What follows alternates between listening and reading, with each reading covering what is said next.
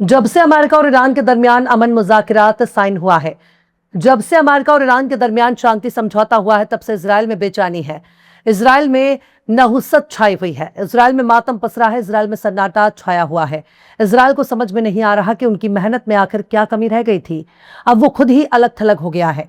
जो अमेरिका कल तक उसके इशारे पर नाचता था, जिस बिन्यामिन नेतन्याहू के एक इशारे पर डोनाल्ड ट्रंप बीन बजाने लगता था, जिस बिन्यामिन नेतन्याहू के एक पुकार पर अमेरिका उसे बचाने के लिए दौड़ा चला आता था, अब वही अमेरिका इजराइल को मुंह चढ़ा रहा है। इजराइल को ताने मार रहा है। इजराइल पर तंज कस रहा है। इजराइल के खिलाफ बयान दे रहा है। इजराइल के खिलाफ आके तरेड रहा है। आखिर ऐसे क्या मजबूरी हो गई कि इजराइल चाहकर भी कुछ नहीं कर पा रहा। अब तो ऐसा लगता है जैसे इजराइल का सबसे बड़ा दुश्मन ईरान की बजाय अमेरिका हो गया, जो इजराइल के लिए आगे चलकर बहुत बड़ा खतरा बन सकता है। अब बंद दरवाजे की लड़ाई सामने आ गई है। पर्दे के पीछे की जंग सबको नजर आने लगी है। अमेरिका और इजराइल में तकरार हो रहा है और दूर बैठा ईरान आराम से इस जंग के मजे ले रहा है। सलाम, नमस्ते, सत श्री अकाल। मैं हूं आपके साथ हर्षिता मिश्रा और आप देख रहे हैं टाइम्स मेल।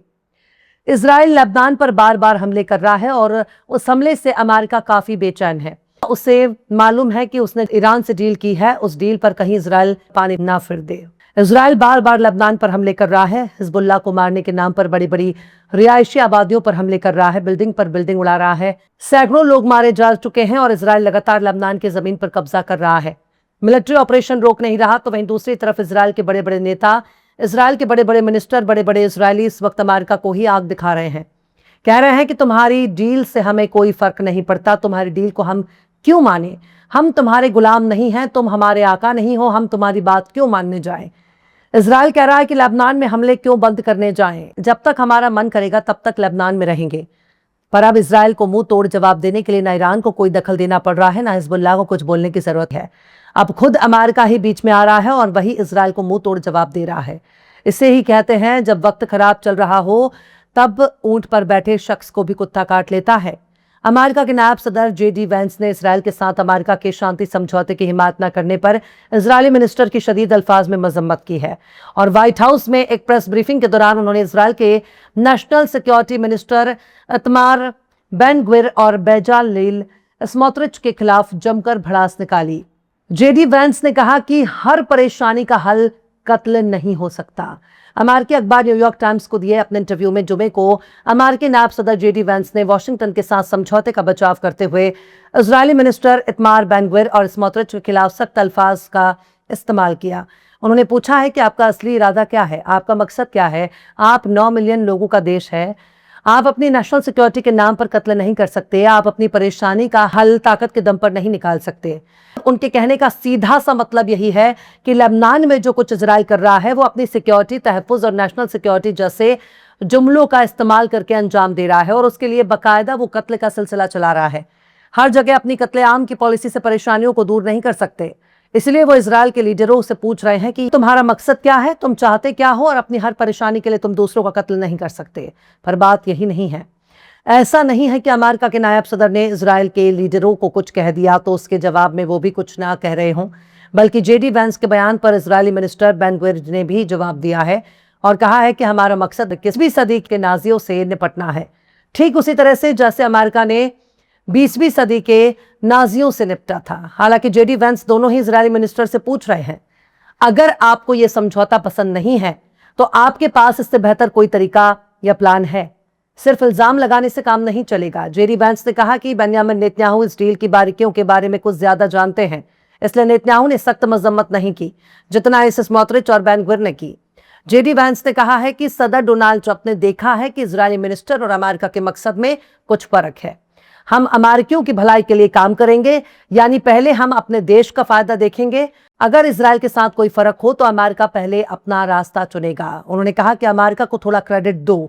उन्होंने याद दिलाया कि अमेरिका ने ही हाल के महीनों में अपना मिसाइल सिस्टम से इजराइल की बहुत सारी जानें बचाई हैं और हमेशा इजराइल का साथ ही रहा है।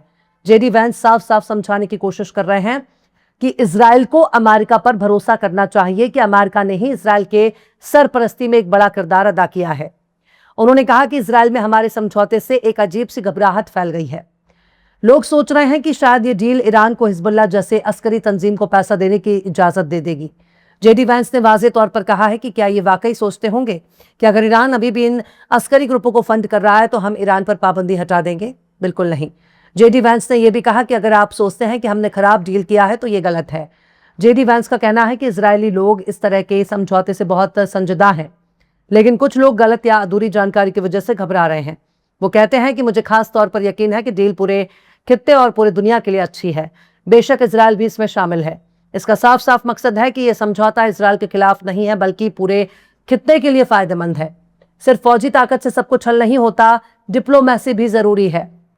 इजरायल को अमेरिका पर भरोसा करना चाहिए और गलत अफवाहों पर गौर नहीं करना चाहिए। पर बात सिर्फ यहीं तक महदूद नहीं है।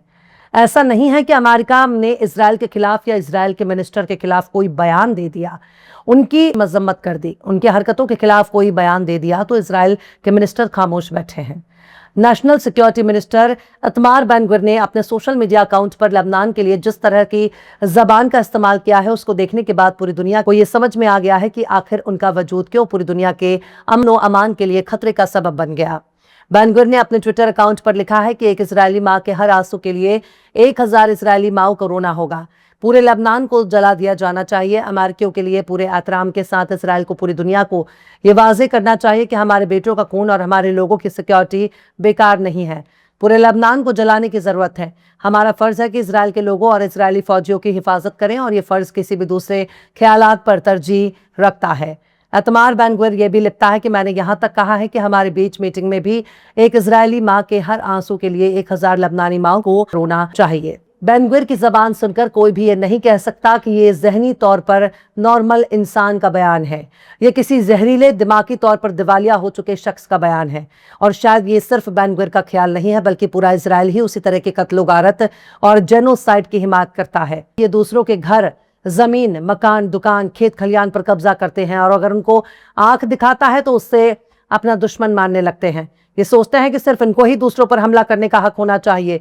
कोई अपने बचाव में अगर इनके खिलाफ एक कंकड़ भी उछाल देता है तो ये उस कंकड़ को भी अपने लिए खतरा मानने लगते हैं और आबादी की आबादी मिटाने पर तुल जाते हैं। ये सोच निहायत ही खतरनाक है और इस खतरनाक सोच से इजरायल के नेताओं को बाहर निकलना होगा।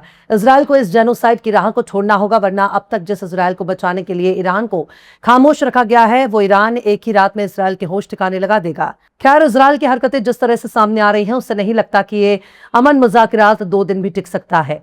कोई गारंटी नहीं कि आज रात या कल रात को इजरायल पर ईरान हमला करके इस अमन मुज़ाकरात को जूते की नोक पर उछाल देगा। अब गेंद अमेरिका के पाले में है। अमेरिका ही इजरायल को शांत कर सकता है, वरना जो अंजाम होगा उसे पूरी दुनिया देखेगी। फिलहाल इस खबर में बस इतना ही। यह एपिसोड आपको कैसा लगा कमेंट बॉक्स में जरूर से बताइए। पसंद आए तो लाइक करें, शेयर करें और बेबाक, निष्पक्ष, स्वतंत्र पत्रकारिता को सपोर्ट करने के लिए हमारे चैनल टाइम्स मेल को जरूर से सब्सक्राइब करें और बेल आइकन की घंटी वाली बटन जरूर से दबा दें ताकि आपको हमारे आने वाले नए वीडियो की नोटिफिकेशन फौरन ही मिल जाए। फिर मिलते हैं किसी और वीडियो में एक नई खबर के साथ। हर्षिता मिश्रा को दीजिए इजाजत। जय हिंद। अगर अभी तक आपने हमारे चैनल टाइम्स मेल को सब्सक्राइब नहीं किया है तो जल्दी से सब्सक्राइब कर दें और बेल आइकन भी प्रेस कर दें।